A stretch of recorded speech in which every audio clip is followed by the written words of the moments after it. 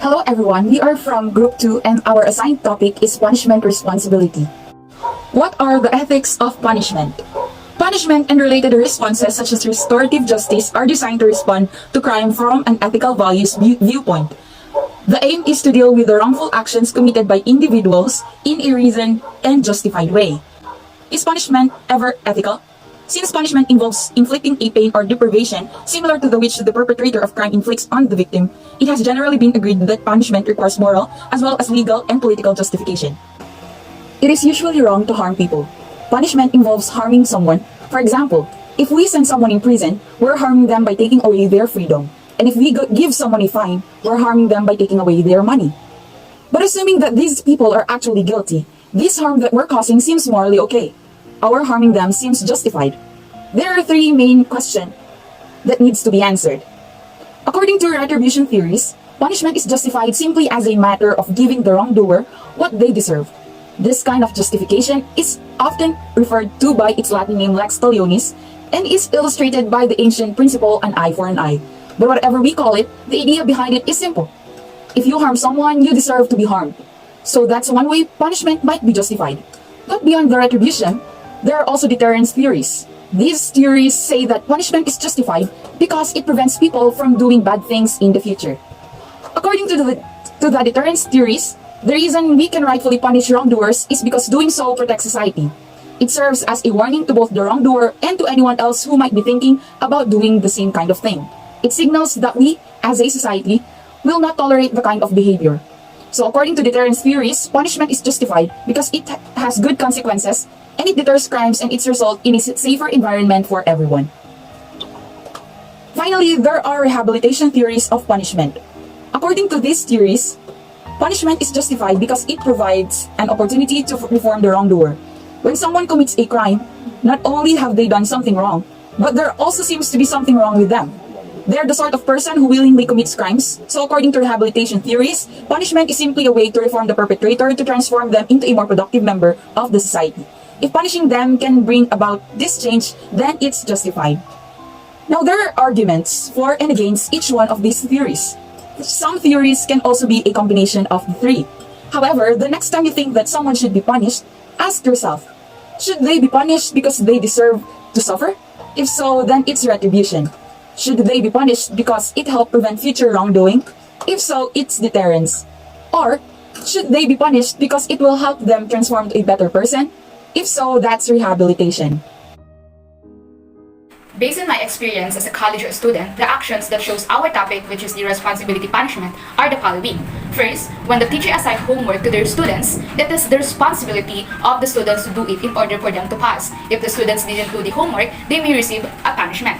Another example is, if the teacher tells their students that they will have a summative test tomorrow, it is the responsibility of the students to review well so that they will pass the said summative test. There are some teachers who are very strict when it comes to having a test wherein, based on my experience, if the students didn't get a passing score, they have a punishment, like they must do another activity.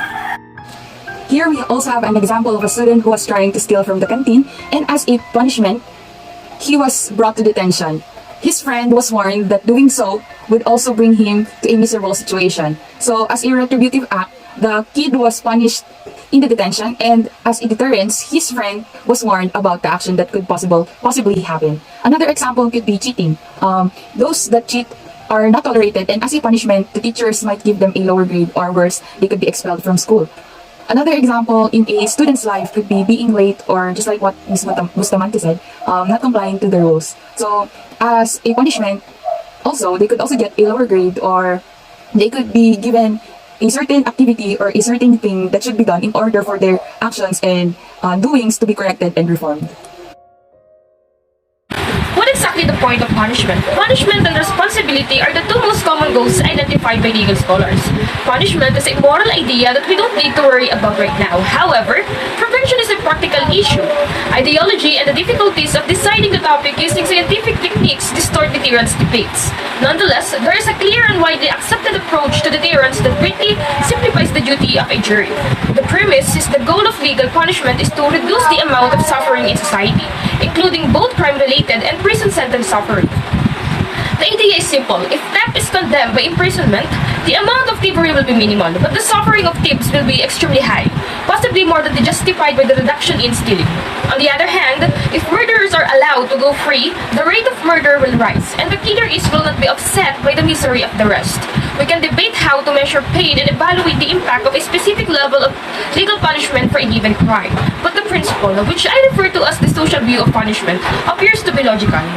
Good day everyone, my name is Sharon Say Puranteneculi, and my statement personal position in this punishment responsibility. As a person, we have a responsibility that we need to do. And when we say punishment, we are going to punish if we do something wrong or not is right. Because punishment commonly is the imposition of an undesirable or unpleasant outcome upon a group or individual meted out by an authority, in context ranging from child discipline to criminal law, as a response and deterrent to a particular action or behavior that is deemed undesirable or unacceptable. In my opinion, after receiving a punishment indicates that you have engaged in an unethical action. Punishment allows oneself to see what they have done wrong. When I say that there are good and bad punishments, I am referring to whether the punishment has a good or bad intention. But who is or are responsible for the punishment? The one who is the victim of the act has the responsibility for the punishment. There are also the lawmakers who have the authority to punish those who break the law. And finally, there is God who is the authority to punish and discipline people. I am favor or agree in this topic that we had, which is the punishment responsibility or responsibility punishment, because it is said that responsibility is something that we are required to do because it is our obligation. We all know that all of us have a responsibility, like responsibility as a child, as a daughter or son, as a student, and etc. Punishment is said to be the penalty once we do not do the thing that someone tells us to do, or a penalty if there are actions that we do which are wrong, like murder. I think the punishment is right if we want to change the behavior of someone, like if we want to make someone regret on what they have done, in order for them to change. Punishment is also good for those people who wanted to achieve justice. For example, if you have a cousin who is being raped by a rapist, then you can punish the rapist by putting them into jail to be charged with rape, which is actually in the law. So responsibility and punishment are both actions that are really close to one another. They are like siblings because, as we noticed, if we did something, punishment and responsibility will be involved in a way that for us to be a better and to ensure that we regret that we did that wrongdoing. We need to punish ourselves in a way that we have this responsibility to take an actions for us to be a better person. In my own perspective, punishment responsibility is a good way on assessing our actions. It clearly states how we identify moral responsibility with blame and punishment. We are born not to be perfect in any ways. So definitely we will do mistakes and such, and if we know the responsibility to do the punishment in ourselves, then we're one of a man with wisdom on him or herself. Doing actions with the doer being accountable for that means that we're growing as a person and learning from our own experience. People who commit wrongdoing might be punished in a variety of ways. You deserve to be harmed if you harm someone. This act can also be used to prevent someone from doing something wrong.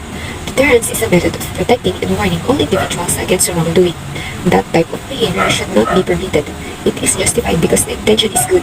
In contrast to the first point, what if we oppose punishment, particularly for children?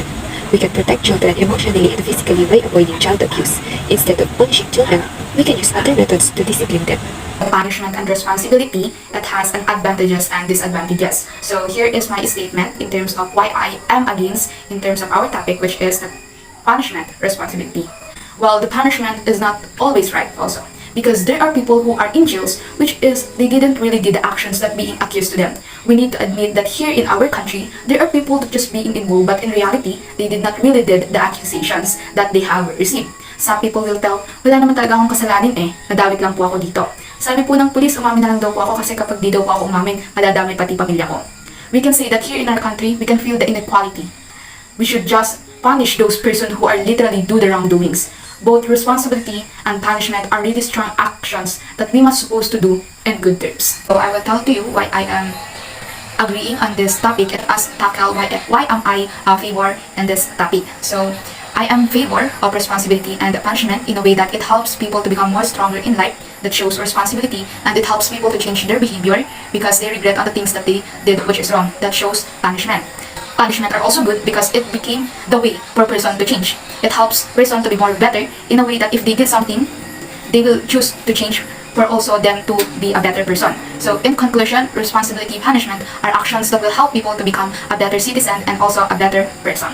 D. Like what I said on the previous questions, being punished from your action is one of your responsibility, and you need to take it because it is the outcome of what you have done, whether it is good or bad. On the other hand, I'm against for the decision of other people in the court if you are the one who have been the victim of being abused, or others sometimes they didn't do the action that you have the right to be treated and given a justice, because sometimes law is such unfair. Sometimes they didn't do the right one.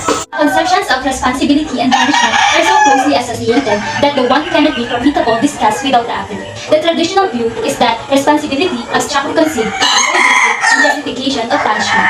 A man is punishable because he is responsible for his action, and the amount of punishment should be proportional to the degree of his responsibility. I shall contend that, although questions of responsibility may have a bearing on the character and the amount of punishment, they are subordinate to other moral and social considerations. And I proceed now to examine the conceptions of responsibility and punishment in their relation to one another. Punishment has proven to be ineffectual. Well, no, it wasn't. Punishment works very well to suppress behavior when the appropriate quantity and is applied promptly to the behavior to be controlled. If a certain person receives a punishment for what he or she did, she will be cease praising me very immediately. When the punishment is removed, does the punishment conduct in return? It is dependent on the training method. In this case, punishment has very long-lasting effects. Example, if a man raped and murdered a woman, he will be punished by reclusion perpetua, meaning he will be imprisoned for 20 to 40 years. Does it make sense? Yes. It is the consequence of your actions. Surprisingly, science and law appear to accord on the societal concepts of punishment. The law only restricts the use of punishment when it is likely to be utterly ineffectual as a deterrent. If the defendant is mad, or if the injury was the unintended consequence of action with an unforeseeable adverse outcome, no blame is assigned to the culprit, and no punishment is imposed, apparently because punishment has a little effect on preventing future crimes of this nature.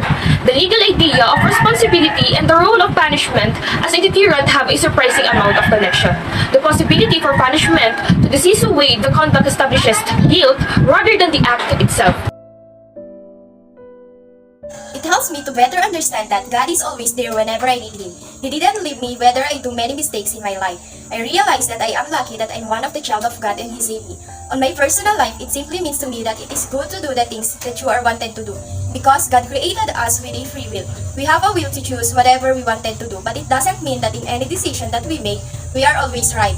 Because sometimes we might take a wrong decision and we might ready for the responsibility that you need to face. Because in every action that you have made, there is always consequences. Discussion helped me better to understand my relationship with God. Because as a child of God, I need to be responsible and accountable to obey what God commanded me to do. Example, in Luke 10 verse 27, he answered, "Love the Lord your God with all your heart, and with all your soul, and with all your mind, and with all your strength, and love your neighbor as yourself." And this is my purpose, to love God and to love people. So if I will not obey in God's way, there will be a punishment that awaits me. This debate helps me to realize the underlying decisions of other people about punishment and responsibility. God's discipline is what causes undesirable things to happen to us. He punishes people for their sins and the wrongdoings that bring harm to other people. Because we choose the wrong thing, we deserve to be punished. We must repent our wrongdoings after suffering punishment in order to be saved by God.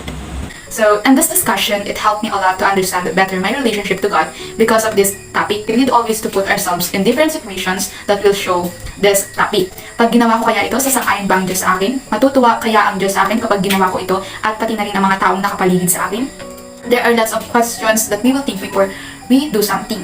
The effect of this to me is good because I realize that in every actions that we will do, we always need to consider the people who are around us or the beneficiaries of the actions that we will do, especially our God. We should not make decisions for ourselves, yet we need also to consider the beneficiaries or the person who are around us. Punishment taught me that we must just punish those persons who really did the wrongdoings. In conclusion, if we do something that is wrong, we need to punish ourselves in terms of we have this responsibility to change ourselves, that we will not do anymore that bad things that we did, and able for us to learn and to grow as a person and to become a better person. Para sa akin, it is very helpful because it gives lessons from our experiences. We learn that if we did something wrong, there's a responsibility that you should take or accept. May kasabihan nga tayo na we learn from our mistakes. Through this, we are having responsibilities through any of our actions. Matuto tayong sumunod sa mga rules and regulations and do our responsibilities right. Always remember that God sacrifices His own Son as a punishment or pantubo sa lahat ng mga naging kasalanan natin. There will be always a consequence sa mga actions na ginagawa natin, mabuti man ito o masama. So, as an individual, we should learn from the mistakes that we do. We should take the responsibilities for it. Dapat matuto tayo dito to become a better versions of ourselves. For us to avoid punishment, let us be responsible citizens and child of God. Thank you for listening.